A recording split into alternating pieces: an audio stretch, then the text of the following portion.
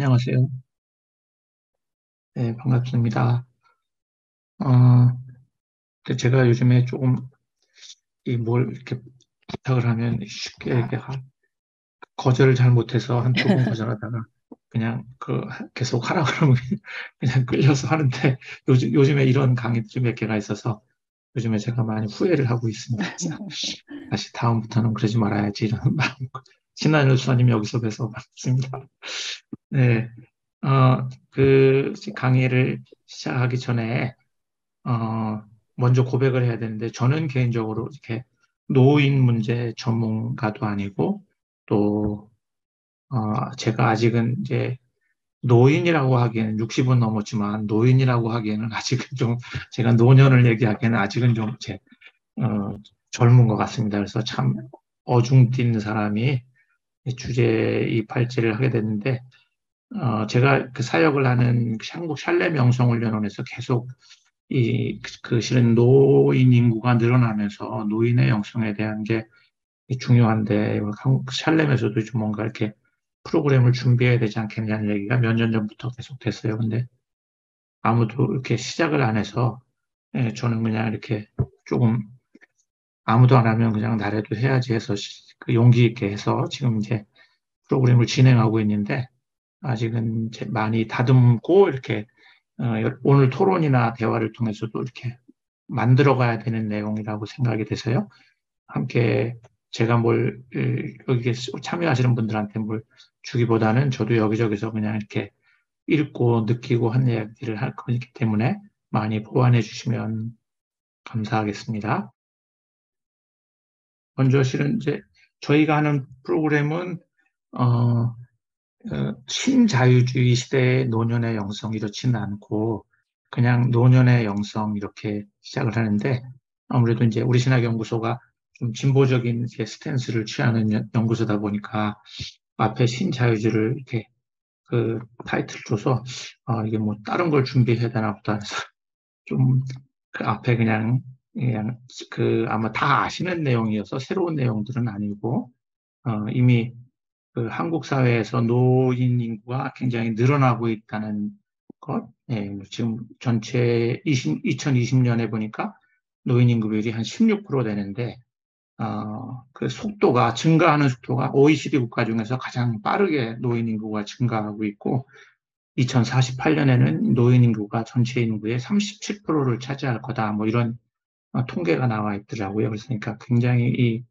노인 문제가 우리 사회에서 굉장히 큰 주제와 이슈가 될 건데, 상대적으로 우리가 가고 있는 어떤 이렇게 복지나 돌봄의 체계는 굉장히 시장에 이렇게 전가시키는 방식으로 돌봄이나 복지가 전개되고 있기 때문에, 실은 노인 복지 문제도 굉장히 실은 되게 심각한 상태고, 지금 전체 노인 인구의 40% 정도가 빈곤 노인이라고 그러고, 이런 빈곤율은 OECD 국가 중에서 평균 3배 정도가 된다고 합니다.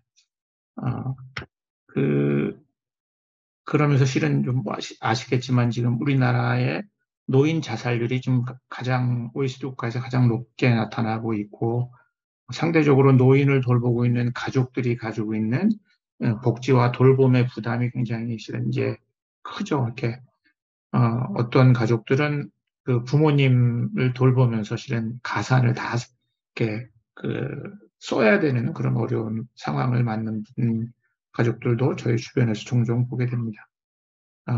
저는 개인적으로 우리 신한여 수사님 저희 집에 이제 잠깐 머물렀었는데, 공동체 주택에 살았었는데, 수원으로 오기 전에 저희 공동체 주택에 두 세대가, 10세대가 살고 있는데, 두 세대가 다 24시간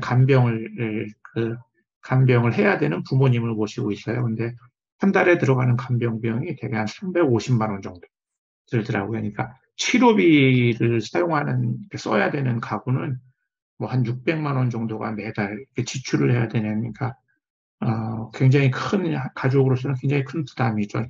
그런 게 다 지금 이제 개인과 가족에게 전가되는 상황으로 좀 전개가 되고 있고, 또 노인 복지가 실은 노인들에 대한 어떤 정말 인격적인 돌봄이나 지원이 아니라 실은 하나에게 그냥 블루오션이죠. 이렇게 그 사회 서비스에서 노인인 돈벌이가 되는 하나의 그냥 대상이 되고 있어서 그 우리 사회의 노인 문제들이 굉장히 중요한 이슈가 될 거라 이런 이야기들을 하나같이 하고 있습니다. 그래서 뭐 상대적으로 뭐 다 아는 대답인데 노인 복지를 확대하고 강화해야 되는 문제 그리고 좀 공동체적으로 이 노인 문제들을 해결해 나가는 대안적인 노력들이 우리 사회에 필요하다. 뭐 그런 정도의 얘기를 그냥 서론적으로 나누고 있습니다.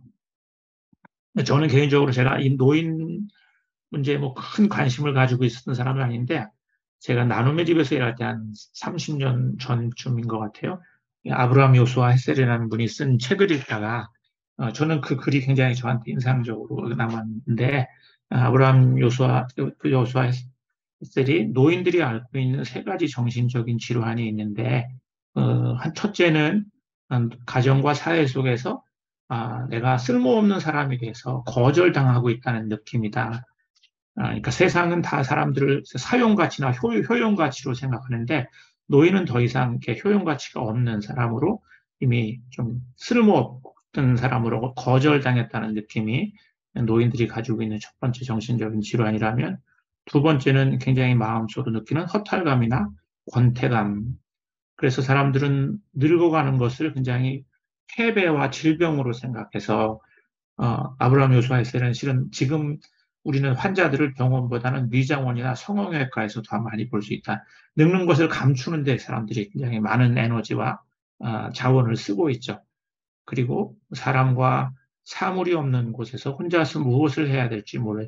젊었을 땐 늘 기계와 뭐를 하든지 컴퓨터와 뭐를 하든지 아니면 사람들 속에서 뭘 하고 살았는데 혼자 됐을 때 더 이상 찾아오는 사람이 없고 혼자 됐을 때 자기 자신과 뭘 해야 될지 모르는 상황에 사람들이 직면하게 된다.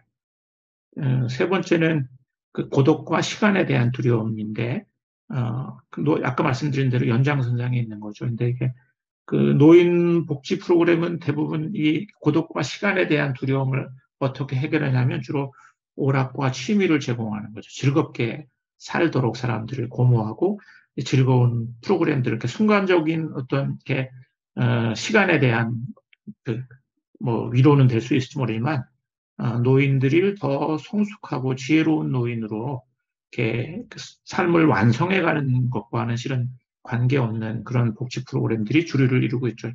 이전에는 노인들은 마을에 실은 이렇게 지혜로운 사람들이었잖아요. 원로들.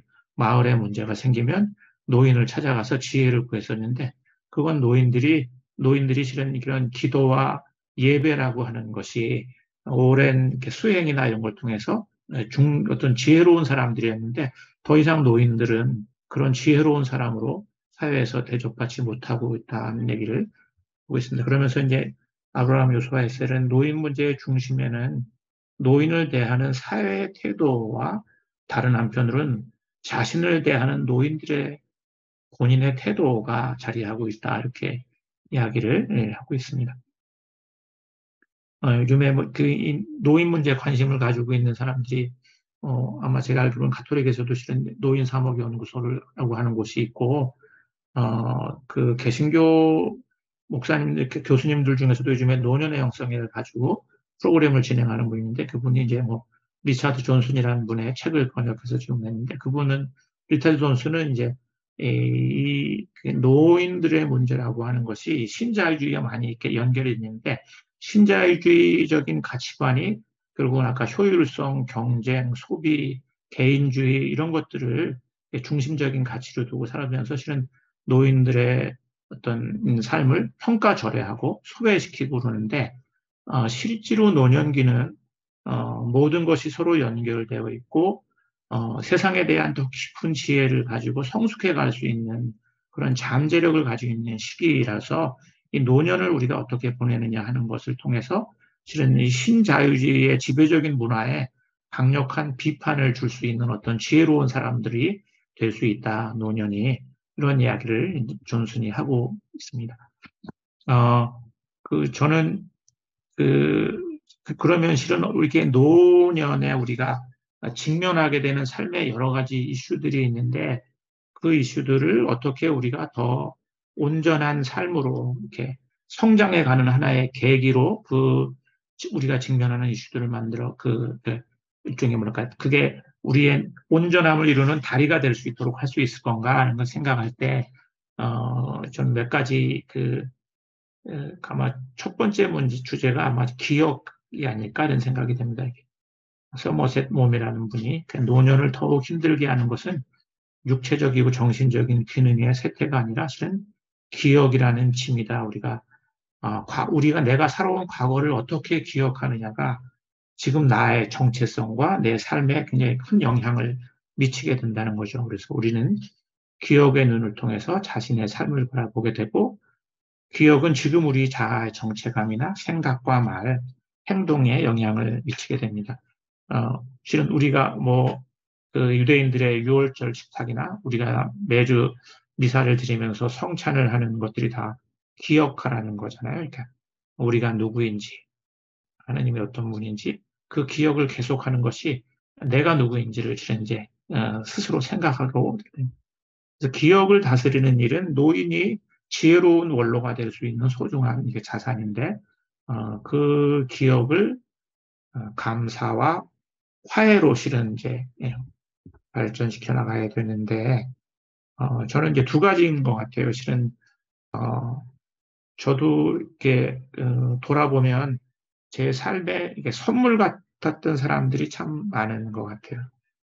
제 삶이 제 스스로의 어떤 노력이나 성취보다 저에게 주어진 많은 선물들로 제 삶이 지탱되고 있다고 하는 것을 기억하는 것. 그건 다시 얘기하면 내 삶이 은혜로 지탱되고 있다고 하는 것이다. 그래서 실은 하느님이 우리의 삶을 실은 은혜로 지탱시켜주고 있다고 하는 그 신뢰는 우리로 하여금 희망을 갖게 만들어주는 것 같습니다. 그래서 저희가 노년의 영성 프로그램 할 때 그 자신의 삶에서 감사한 순간들, 감사한 사람들에 대한 기억을 계속 하도록 하는 것들을 합니다.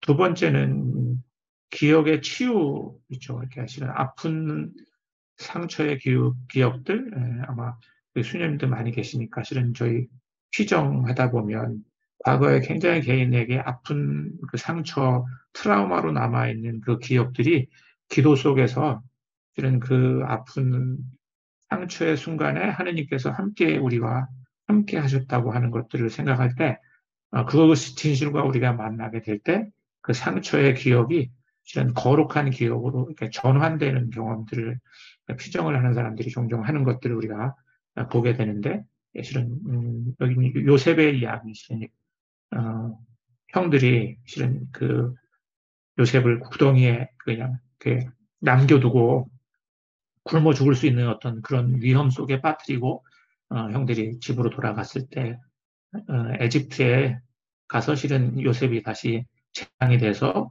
형제들과 만났을 때 그 형들이 자기에게 한 일이 실은 그 당시는 굉장히 큰 상처였지만 지금 와서 생각하니 이거는 하느님이 우리 민족을 위해서 계획하신 일이었습니다. 이렇게 형들과 화해하는 장면은 그 요셉의 기억의 치유의 장면인데 우리 삶에도 이런 치유돼야 되는 기억들이 있는 것 같습니다. 이거는 이 기도문은 유명한 기도문이라 아시는 분들이 다 아실 텐데 라메스브루크라고 하는 아마 10만 명 가까운 사람들이 이 수용소에서 실은 희생을 됐는데 그 희생되는 곳에 어린이 시신이 있던 그 옆에서 발견된 쪽지라고 합니다. 주님, 좋은 뜻을 지니고 있는 사람들만 기억하지 마시고 악의를 품고 있는 사람들도 기억하게 하소서. 그들이 저희에게 준 고통만을 기억하지 마시고 그 고통으로 인해 저희들이 얻게 된 열매들도 기억하게 하소서. 우정과 충성심, 겸손함, 용기, 관대함, 그리고 그 모든 고통을 통해서 성장한 마음의 위대함도 생각하게 하소서. 그리하여 마지막 심판날에 저희가 맺은 이 모든 열매들이 저희에게 고통을 준 그 사람을 위한 용서가 되게 하소서. 어느 분이 남긴 쪽지인지 모르지만 이분이 그 죽음의 그 수용소에서 이런 기도를 남겼다고 하는 건 이분이 아마 그런 자신의 아픈 기억을 거룩한 기억으로 전환시켰던 것이 아닐까 생각이 듭니다. 두 번째는 실은 노년이 되면서 저희가 직면하게 되는 저는 상실이죠. 인정의 근거였던 직위와 일위를 자신과 동일시했던 사람들의 상실감. 내가 예전에 어떤 사람이었는데 이런 것들을 이렇게 많이 생각하게 되잖아요. 그 다음에 육체의 쇠약에 지나치게 집착하는 노인들은 건강 염려증과 두려움을 늘 건강에 대한 두려움을 갖게 되죠. 세 번째는 가까운 사람들과의 상실이죠. 부모의 죽음, 배우자와의 사별, 자녀들의 분과 친구와 친지들의 죽음. 그러니까 이 모든 이렇게 상실의 경험들을 실은 우리가 노년기에 맞이하게 되는데 실은 이 상실이라고 하는 것이 한쪽으로는 굉장한 우리한테 아픔이지만 그 노년기는 놓아버림을 통해서 오히려 새로운 자유를 경험할 수 있는 시간이 될 수 있다. 근데 반면에 이 놓아버리는 연습이 잘 안 되는 사람들은 나이가 들수록 습관과 욕구와 반응들이 더 단단하게 굳어지면서 완고한 사람이 되는 경우도 있죠. 놓아버리기 어려워하는 사람은 새로운 것에 대한 개방을 두려워할 수 있습니다. 그래서 실은 이 놓아버림이라고 하는 것은 늘 이렇게 더 큰 자유와 성숙을 위해서 습관을 버리는 게 여정과 이렇게 닮아 있는데 이 여정은 늘 고통을 수반하죠. 이렇게 습관을 버리는 대부분의 과정이 세 단계를 거친다 그렇게 얘기해요. 첫 번째는 놓아버림과 분리의 단계. 두 번째는 불안의 단계. 옛 것은 없고 새 것은 아직 오지 않았는데 무엇이 올지 아직 모르는 그런 불안한 단계. 세 번째는 새로운 상황에 우리가 안착하는 통합의 단계인데 요 작별과 불안의 고통을 참고 받아들이면 새로운 것이 성장할 수 있는 내적인 이 변화의 시간으로 이 상실의 시간을 저희가 보낼 수 있게 되는 것이죠. 근데 그 시간은 우리에게 많은 인내와 각오를 필요로 하고 고통과 불안을 참아내는 어떤 것들이 필요합니다. 의학 용어에서 트랜지션이라는 것은 출산 말기에 산모가 아이를 출산하기 위해서 자궁 경부가 7cm에서 8cm를 확장되는 시기를 트랜지션이라는 말을 쓴다고 해요. 저도 뭐 다른 책에서 본 건데 그것은 이제 임산부가 통제할 수 없는 무언가에 휩쓸리는 폭풍과 도전의 시기고 이때 굉장히 중요한 것은 산모에게 정신적인 지지와 출산의 장려가 필요한 시기라는 거죠. 그리고 그래서 그 산모가 새로운 것을 가져오는 과정에 집중하고 참여하려고 노력할 때 비로소 새로운 생명이 탄생하게 되는데 우리가 이 상실의 시간을 걷는 그 여정도 이와 비슷하다는 이야기를 하고 있습니다. 그래서 실은 이 전환의 상실과 전환의 여정에서 필요한 것은 신뢰이죠. 무엇이 이 상실의 여정을 변화의 용광로로 만들 수 있을까? 그때 굉장히 중요한 것은 희망이죠. 지금 상실이 끝이 아니라 새로운 것이 올 거라고 하는 희망을 믿는 건데, 그거는 제가 앞서 말씀드린 기억의 치유와 감사에 대한 것과 많이 연결되어 있습니다. 내 삶을 큰 섭리와 은총 속에서 내가 살아가고 있다고 하는 것에 대한 신뢰가 있으면 그 희망을 하기에 훨씬 더 용이하겠죠. 그래서 그 희망의 일부는 전환의 패턴을 이해할 수 있는 능력에서 비롯된다. 익숙하고 오래된 것에 대한 통제를 느슨하게 하면 텅 빈 것으로부터 가치 있는 무언가가 나타날 수 있을 거라는 자신감을 갖게 되는데 이때 이 자신감이라는 라틴어 confidence는 이게 믿음과 함께한다. 믿음과 함께한다는 그러니까 실은 전환의 여정에서 이렇게 신뢰라고 하는 것이 굉장히 우리에게 중요하다 이렇게 말씀드릴 수 있을 것 같습니다. 세 번째는 실은 친밀함이라고 하는 외로움이죠. 나이가 먹으면서 실은 우리가 직면하게 되는 하나의 주제가 외로움인데 나이가 들면서 나타내는 특징 중 하나는 나이로 인해서 우리가 사람들에게서 분리된다고 하는 느낌이죠. 우리가 누구인지 어떻게 자랐는지 내가 무엇을 좋아하는지 알고 있는 사람이 갈수록 줄어듭니다. 사람들은 우리와 전혀 다른 삶을 살고 있는 것처럼 느껴지고 그들은 우리들의 상실감을 이해하지 못하는 것처럼 보이죠. 그리고 바쁜 중년에 내가 가졌던 존재감이 그리워질 때도 있습니다. 일이 주는 충족감보다 존재 자체에서 오는 충족감을 인식하기 전까지는 이러한 상황이 계속 지속될 수 있다. 주위에 사람들이지만 나와 예전부터 함께 있었던 그런 사람들은 아니고 새로운 사람을 사귀는 것도 참 어려운 일이죠. 음, 그, 네.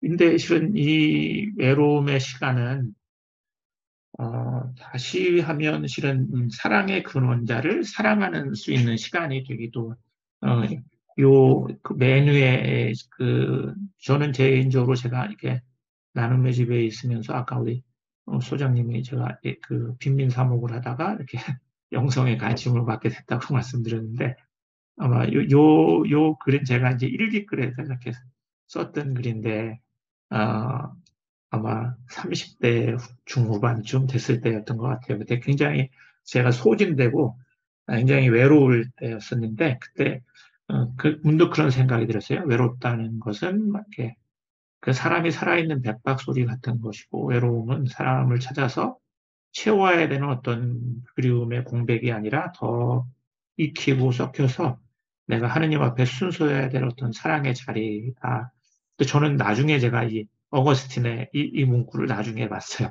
근데 어거스틴도 이런 고백을 그러니까 우리가 하느님 안에서 쉬기 전까지는 우리는 영원히 쉴 수 없습니다. 이렇게 얘기했던 어떻게 생각하면 이 외로움이라고 하는 것은 우리들을 굉장히 우울하게 만들 수도 있지만 그 외로움은 실은 우리로 하여금 우리가 하느님께 나아가게 하는 굉장히 중요한 또 그런 디딤돌이 되기도 한다고 생각이 됩니다. 제럴드 메이는 이런 말을 했는데 사랑의 근원자와의 관계는 우리에게 가장 자연스러운 것이다.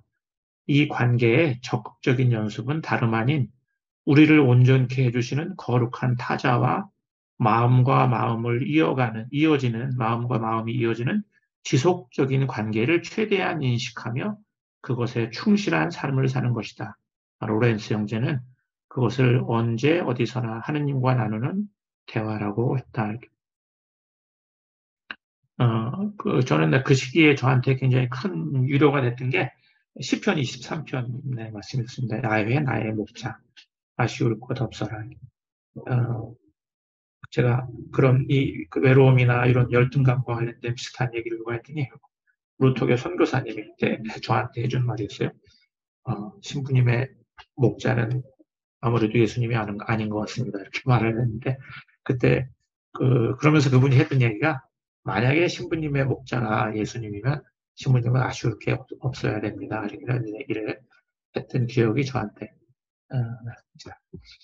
어, 이거는 실은 제가, 이 고는 다 아시는, 뭐, 우리 신한절 수사님은 떼채서 이거 너무 이렇게 상징과 같은 이콘인데, 제가 미국 샬렘에서 이렇게 피정을 할 때였어요. 근데 저도 그때, 저는 뭐 성공의 사제들은 결혼을 할 수 있는데 저는 그냥 혼자 살고 있어서 근데 혼자 이렇게 결혼은 하지 않았지만 저는 늘 이제 공동 생활을 했어요, 사람들하고. 그리고 늘 이제 같이 공동체 생활하는 곳에 성무일도가 있었고.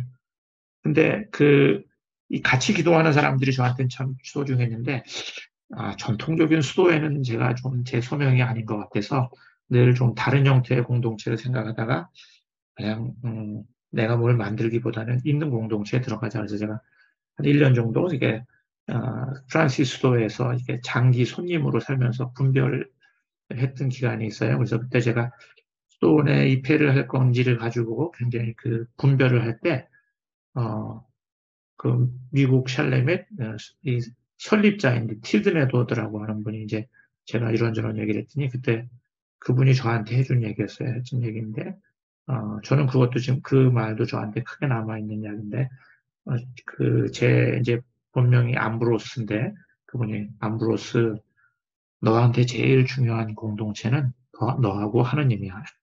그게 잘 돼 있으면 네가 수도원에 가도 되고, 네가 수도원 밖에 살아도 되고, 그런 얘기를 저한테 해줬던 기억이 납니다. 실은 이게 외로움이라고 하는 게 우리로 하여금 하느님과 더 깊은 친밀함으로 이끄는 그런 징검다리가 될 수 있다는 말씀을 나누고 싶었습니다. 네 번째는, 저는 이 노년에 우리가 직면하게 되는 하나의 이슈는, 이렇게 소명에 대한 거죠. 소명은 실은 이렇게 노년기야말로 내가 살고 싶은 삶을 살 수 있는 가족의 부양, 내가 꼭 해야 됐던 어떤 나의 직업적인 어떤 사명, 이런 거로부터 실은 벗어날 수 있는 시간이죠. 어,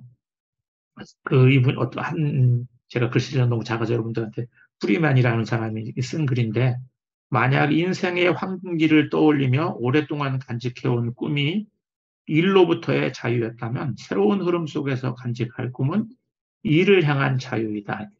그러니까 노년이야말로 정말로 자기의 소명을 살 수 있는 시기다. 저도 이제 교회 그 바깥에서 늘 있다가 이제 은퇴를 얼마 앞두고 지금 제가 교회 사목을 하게 됐는데, 여기 오니까 실은 이제 한 50대 중반만 되는 사람들도 은퇴 후에 어떻게 살아야 되는지 고민하는 사람이 많아요. 어, 그 어떻게 생각하면 은퇴는 서서히 속도를 줄이는 일에 관한 것이 아니다. 영적인 의미에서 볼 때 은퇴는 새로운 존재가 되는 일에 관한 것이다. 아, 그, 저는, 읽은 분들이 많겠지만, 저 개인적으로 이 마틴 술레스키 글을 굉장히 좋아하는데, 이분이 진정한 영성은 우리의 의식이 더 깊은 단계로, 더 높은 단계로 확장되는 것이 아닙니다. 진정한 영성은 우리의 의식이 소명으로 나아가는 것입니다. 그 소명은 이웃의 필요를 헤아려 사랑하는 사람이 되는 것입니다. 믿음은 하느님이 선하다는 사실을 믿는 것입니다. 동시에 하느님이 내게 선함을 기대한다는 사실을 아는 것입니다. 우리는 우리에게 주어진 과제에 기꺼이 자신을 선사해야 합니다. 그래서 나는 내가 무엇을 믿는가 하고 묻기보다 하느님이 내 삶에서 무엇을 기대하는가를 묻고자 합니다. 사실은 그 노년기야말로 정말 자신의 소명을 분별해야 되는 시기이고, 노년을 준비할 때 이 소명 분별이 참 중요한 이슈가 될 거라고 생각이 듭니다. 어, 제가 실은 그 다음에 죽음에 대한 것들을 쓰는데, 이게 40분 동안 이제 발제를 짧게 하기 위해서 많이 저는 이건 실은 저희들 프로그램에서는 제가 하지 않는 주제인데, 이 주제를 꼭 넣어야 되겠다는 생각을 했어요. 이렇게 노년과 공동체. 아까 말씀드렸지만, 저도 개인적으로 이제 93세 되는 노모, 제가 이제 교회로 오면서 어머님이 혼자 살고 계셨어요. 저희 형제가 삼형제긴 한데, 이렇게 같이 사시지 못하고 그냥 혼자 사셨는데, 늘 이렇게 마음에 걸려서 교회 사택이 방이 있어서 어머니를 그냥 모시고 같이 살아야 되겠다 그래서. 근데 여기가 이제 좀 높아요. 이렇게 경사가 져서 사택에 같이 살지 못하고, 어머니 이제 바로 저희 교회 바로 앞에 이제 집을 얻어서 따로 사시면서 제가 아침 저녁으로 다니는데, 어, 예전에는 혼자 사실 때 전화해서 한 30분 동안 어머니가 전화를 안 받으면 온갖 생각이 막 들어요. 근데 옆집에 사는 사람을 제가 아는 사람이었으면 그 사람한테 전화해 보면 되는데, 우리가 다 실은 이렇게 공동체가 와야 돼. 서로 다 개별적인 삶을 살다 보니까, 참, 이게 가족이나 개인에게 모든 문제들이 많이 이렇게 전가되게 되잖아요. 아까 말씀드린 대로 이제 비용도 그렇고, 저희 공동주택에는 이렇게 발달 장애를 가지고 있는 아이를 키우는 싱글맘이 한 분 계세요. 근데 이분이 저희 집 이 공동체 주택에서는 안전하잖아요. 그러니까 그 아이를 그 집에서 아이가 일주일도 혼자 지내서 아무 문제가 없죠. 근데 그렇지 않은 곳에 아이를 혼자 두기가 참 어려운 거죠. 이것처럼 노인 문제도 이런 공동체라고 하는 게 참 갈수록 우리한테 중요해질 거다 하는 생각이 들고, 제가 처음 이 공동주택을 할 때 미국에 계신 이제 가톨릭 평신도 신자인데, 그분이 이제 미국에서 노년 운동을 하시는 분이세요. 근데 그분이 이런 미국은 이렇게 수녀님들이 이런 공동체 주택을 많이 한다는 얘기를 제가 들어서, 좀 일본에도 많고, 예, 그냥 노인 문제들을 좀 공동체적으로 이렇게 해결해가는 노력이 필요하다는 생각이 듭니다. 한편에서는 빈곤으로 인한 자살, 이런 것들이 굉장히 높은 반면에, 저희 교회 교우분 중에 한 분이 굉장히 우리나라 최고급으로 좋은 실버타운에 사시는 분이 계세요. 제가 방문을 했었는데 그 정말로 화려하고 좋은 시설인데 그분이 외롭다는 거예요. 굉장히 친구가 있냐고 그랬더니 친구가 없대요. 그 실버타운 안에. 그리고 그분이 사시는 그 동에 한 플로어에 절반이 다 치매 노인이라는 거예요. 그러니까 참 밖에서 볼 때는 참 화려하고 좋아 보이는데 그 안에서의 삶은 참 허전하겠구나, 외롭겠구나 이런 생각이 들었어요. 그러니까 어, 이 노인들 문제를 한 부분은 실은 뭐 국가가 복지 정책으로 해결돼야 되는 문제도 있지만 한 부분은 굉장히 실은 공동체적인 관계의 회복을 통해서 해결해야 될 문제들이 크겠다 이런 생각이 들었습니다. 제가 몇 년 전에 일본에 갔다가 저는 제가 빈민사무 갈 때 이제 일본에 있는 노동자협동조합하고 제가 오랫동안 교류를 해서 그 제가 노인 문제도 좀 관심이 있고 해서 좀 그런 걸 같이 볼 수 있는 사례를 좀 소개를 해달라고 그랬더니 가나가와에 있는 어, 의료생협에서 운영하는 병원에 그 노동자협동조합 사람들이 조그만 매점을 했어요. 그러니까 근데 그만 두 사람이 앉으면 더 들어갈 수 없을 만큼 정말 구멍가게보다 작은 그런 매점인데 그 매점에서 일하는 분이 그 병원에 오시는 노인분들의 말벗이 되고 친구가 되는 분이에요. 그러니까 이분이 매일 사람들을 만나니까 누가 오고 누가 못 오는지를 금방 알죠. 근데 계속 오던 분이 어느 날부터 일주일 동안, 뭐 열흘 동안 안 오는 거예요. 그 나중에 알아보니까 이분이 병원을 다닐 수 없는 상태가 된 거죠. 그러면서 이분이 생각한 게, 우리가 주간보호센터를 하나 하면 좋겠다. 병원에 올 수 없는 사람들에서. 그래서 지역에 있는 생협 회원들하고 노동자협동조합에서 실은 노동자협동은 자금을 많이 가지고 있으니까 그 자금 그 저리로 대출을 해줘서 그 생협과 노협이 같이 지역의 노인들이 그러니까 협동조합원이 되는 거죠. 자신들이 운영하는 데이케어 센터를 만들어서 운영을 하다가 거기도 제가 가보고 거기를 쭉 거기서 생활을 하다가 사람들이 이제 요양원으로 들어가야 되는 단계가 되니까 사람들이 요양원에 들어가고 싶지 않은 거죠. 그러니까 이분들이 다시 또 무슨 고민을 했냐면 더 이분들이 돈을 투자하고 이렇게 해가지고 협동조합 주택을 줬더라고요, 마을에다. 그래서 거기에는 노인들만 사는 게 아니라 젊은 사람도 살고 1층에는 그 데이케어 센터 같은 게 운영이 되고 마을 식당이 있는데 노인분들은 그 식당에서 식사를 하세요. 그리고 그 식당은 주민분들도 사용할 수 있게 돼서 사실은 이게 노인들이 요양원으로 들어가지 않고 마을 안에서 살면서 지역사회 우리가 요즘에 뭐 커뮤니티 케어 얘기하는데 어떤 사회복지 하시는 교수님이 그러더라고요. 커뮤니티가 없는데 어떻게 커뮤니티 케어를 할 수 있냐고. 사실은 이 커뮤니티 케어라고 하는 건 커뮤니티가 있을 때 가능한 건데 그건 제도나 어떤 정책으로 실은 실현되는 건 아니죠. 시민들의 참여와 이게 굉장히 중요한데 뭐 저는 일본하고 협동조합 교류를 오래 하면서 본 사례 중에 하나는 일본은 실은 이제 노동자 협동조합에서 일하던 분들이 나이가 먹으면 은퇴를 하잖아요.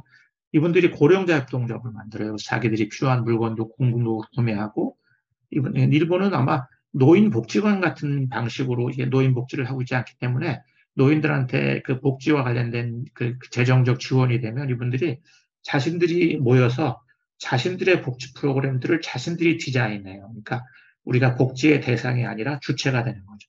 자기들의 필요한 강사들을 자기들이 부르고 자신들이 필요한 프로그램도 자신들이 만들고 저희가 갔을 때는 이분들이 뭐니까 이렇게 그 장례식을 미리 준비하는 이런 프로그램도 운영을 하고 굉장히 다양한 프로그램들을 운영하는 걸 본 기억이 있는데 저는 개인적으로 뭐 나눔의 집에서 일할 때부터 이 노인복지관 하는 사람들한테 계속 고령자 협동조합을 해보라는 얘기 계속 했는데 한 30년 됐는데 아직도 하는 데는 없는 것 같아요. 지금 뭐 그런 사례들을 저희가 좀 이렇게 생각해 볼 수 있겠다 생각이 들고요. 이 아래 있는 부분은 실은 이렇게 제도적인 불평등을 해결하기 위한 시니어 조직들이 외국에는 있죠. 아까 말씀드린 가톨릭 신자분은 지금 한국에 잠깐 나와 있던데 이분은 이제 미국에 있는 은퇴자 협회 같은 조직을 한국에서 만들고 싶어 하세요. 근데 지금 거기까지는 이제 가진 않고 지금 이제 50 플러스라고 하는 조직을 만들어서 운영을 하고 계십니다. 뭐 세계적으로 다른 나라에 이런 조직들이 있고 한국에서는 제가 서울에 있을 때 있던 저희 교회 나오는 신자 한 분이 노년 유니온이라고 한 대한노인회하고 약간 좀 이렇게 대칭이 되는 노인 조직을 만들었는데 이름을 노년 유니온이라고 했어요. 그래서 언론사에 대한노인에만 나오니까 뭔가 카운터 파트너 될 수 있는 조직을 찾다 보니까 그런 조직이 없으니까 이게 작은 조직인데 노인들의 권리를 옹호하고 뭐 이런 일들을 하는 약간 이제 대한노인회랑은 좀 다른 층에 있는 그 조직이죠. 이런 조직들을 실은 게 스스로 노인들이 만들어갈 수가 있겠다.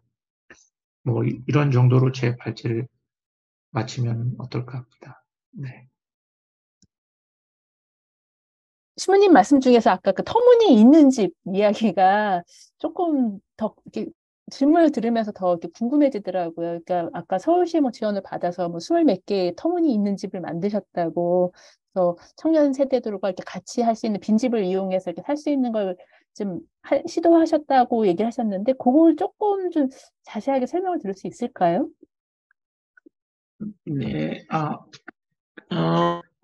지금은 조금 이렇게 청년들의 주거 문제가 그러니까 좋은 대출도 지금 이제 그 대출 제도도 만들고 있어 이전보다는 좋아진 것 같아요. 근데 여전히 이제 청년들이 그 대출을 받아서 그 집을 대출도 실은 직장이 있어야지 대출을 받을 수 있거든요.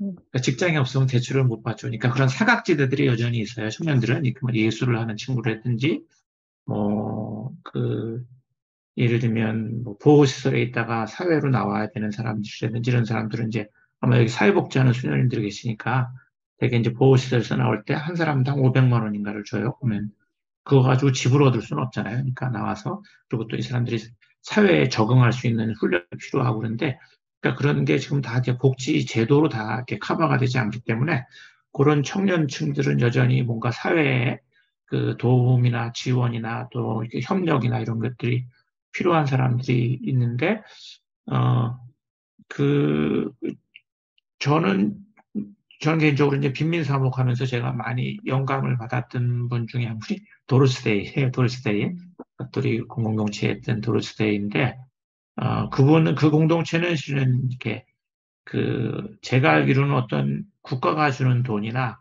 어떤 인격이 아닌 이제 단체가 주는 돈을 받지 않는 거로 알고 있어요. 그러니까 뭔가 이렇게 사회 문제를 해결하는데 중요한 부분은 우리가 서로 이렇게 그 이웃이 되는 거죠. 누군가에게 서로 이웃이 되어주는 아까 뭐 우리 이음새도 그런 정신 거라고 생각을 하는데 결국은 어, 그래서 저는 이제 청년들의 주거 문제를 해결한다보다 사회 문제를 해결하는 방식이 젊은 세대와 조금 이렇게 기성 세대가 서로에게 이웃이 되어주는 거죠. 청년들도 일방적으로 이렇게 무슨 도움을 받는 게 아니라 청년들은 또 저는 개인적으로 이걸 이제 그 공동체 주택과 하인뱅크를 연결하는 것들을 구상했었는데 거기까지 가지는 않았어요. 그러니까 청년들은 왜냐면 뭐 컴퓨터라든지 기계를 다루는 거지. 청년들이 노인 세대들이 그 기성 세대들이 하지 못하는 것들을 할 수 있는 능력이 또 많이 있고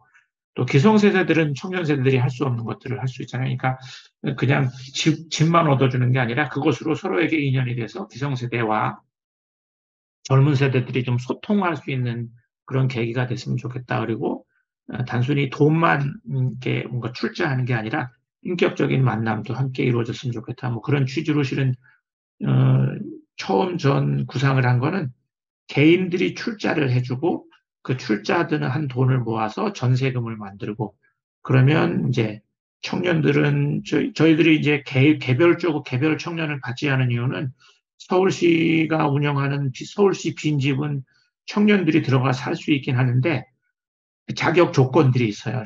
이렇게 이런 자격이 되는 사람들이 들어가 살 수 있고 그리고 집도 어디 지역에 집이 있으니까 너네들 들어가서 살아라. 뭐 이런 식이죠. 근데 이게 청년들은 요즘 세대들은 이제 자기들이 원하는 집, 자기들이 있고 살고 싶은 집에서 살고 싶지, 그냥 여기 집이 있으니까 그 교통 문제라든지 여러 부분들이 이제 청년들에게 이렇게 친화력 있게 정책이 설계되어 있지는 않죠. 그리고 또 하나는 개별 청년들이 들어가서 살다 보면 서로 모르는 청년들이 공동생활을 하는 거 굉장히 힘이 들고 그러다 보니까 그 공동체를 관리하기 위한 관리 비용이 또 들어가는 거예요. 시 입장에서는. 그러니까 지분이 있는데 거기서 갈등이 생겨서 사람들이 나가고 그러니까 공실이 많이 생기는 거죠. 공실도 생기고 그걸 관리하는 관리 인력에 대한 비용도 들고 그러는데 저희들이 했던 공동체 주택은 아까 말씀드린 대로 시민들이 출자를 해주면 저희들은 그 개인이 아니라 예를 들면 뭐 예술가들이 모여 있는 청년 그룹이라든지 뭐 어떤 단체는 이제 불교 명상을 하는 청년 그룹이 있어요.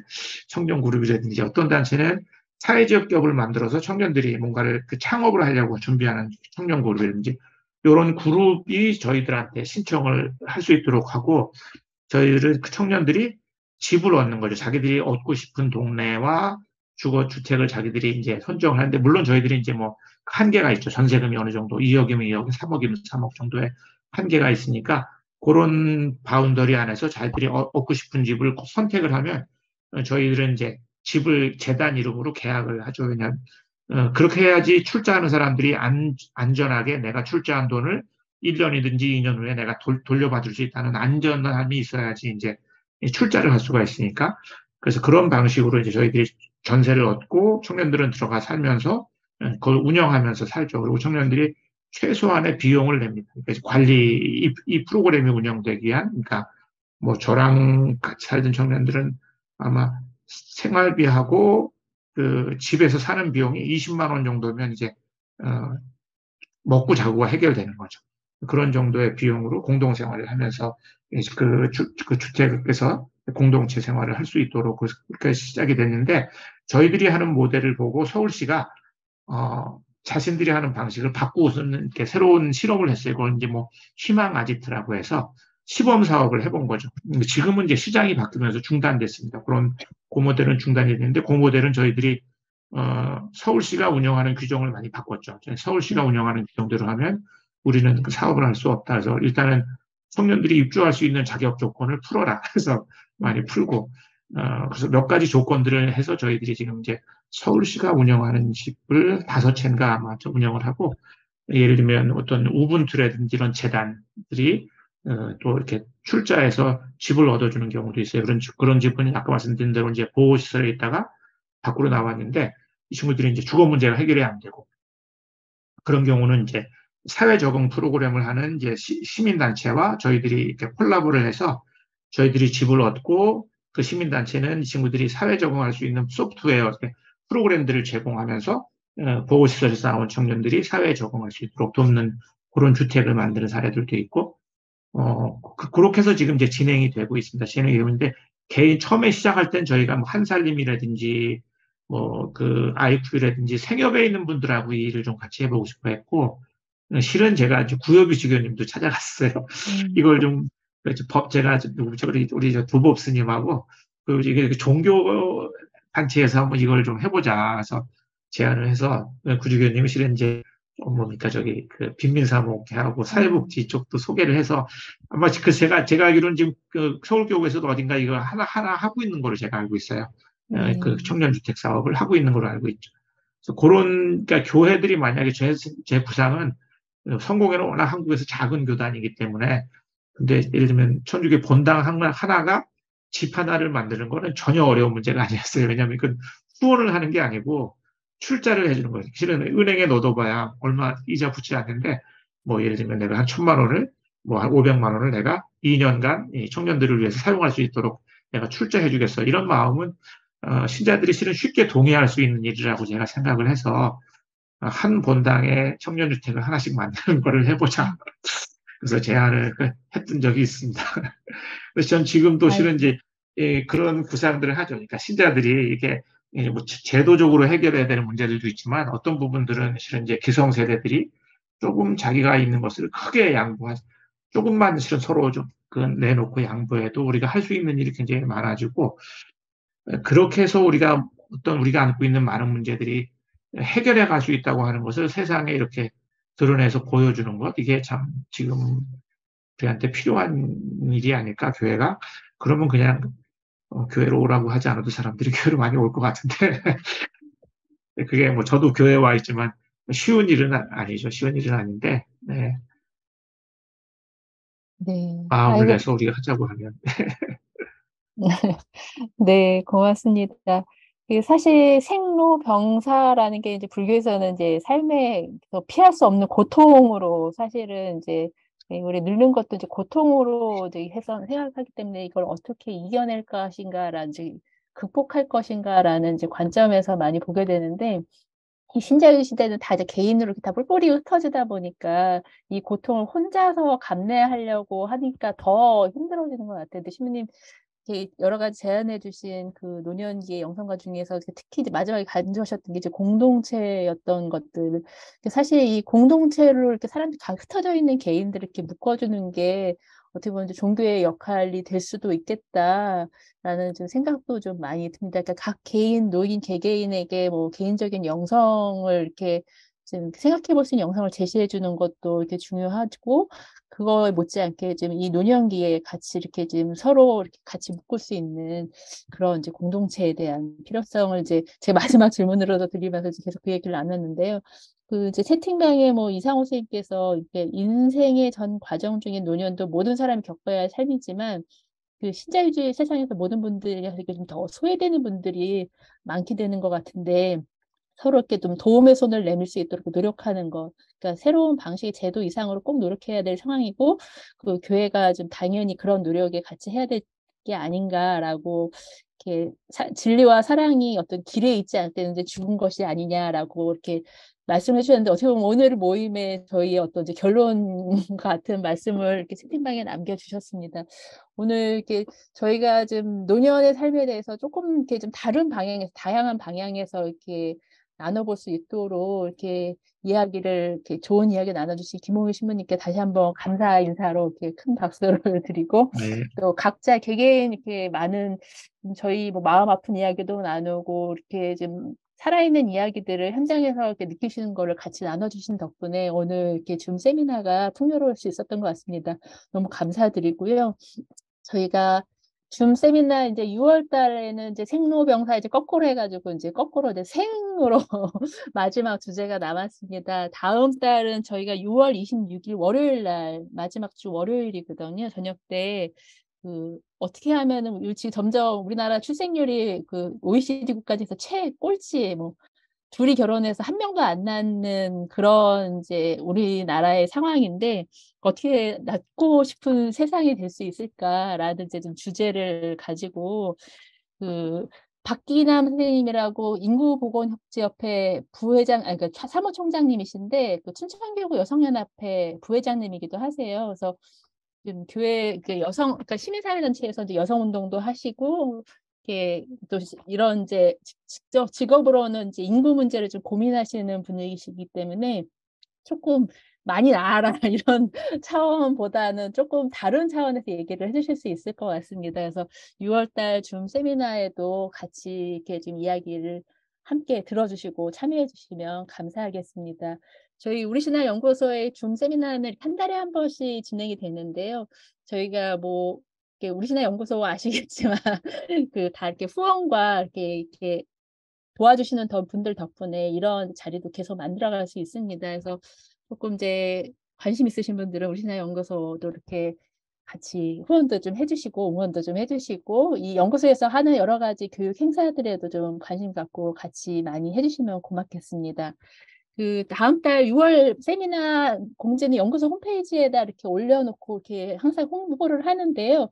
이게 그 오늘 이렇게 신청하실 때도 저희가 계속 연락을 받길 원하시면은 메일 주소를 남겨주세요. 이렇게 체크를 하시겠는데, 아마 체크하신 분들께는 다 계속 소식이 갈 겁니다. 그래서 다음 달 소식이 나오면 그때도 함께 해주시면 감사하겠습니다.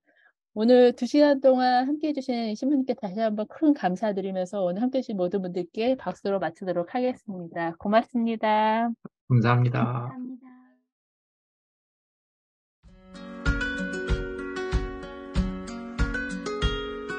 가톨릭 평론은 복음적 시선으로 세상과 교회를 섬세하게 관찰하고 분석하고 대안을 고민하는 매체입니다. 가톨릭 평론은 교회가 세상 속에서 세상과 다르게 존재함으로써 해방을 선포하는 구원의 성사가 되도록 신앙인들이 함께 성찰하고 대화하는 도구가 되고자 합니다. 성숙한 신앙으로 안내하는 가톨릭 평론의 정기 구독자가 되어주시기를 청합니다. 이 책을 꼭 읽어야 할 분들에게 보내는 선물 구독이나 기증도 환영합니다.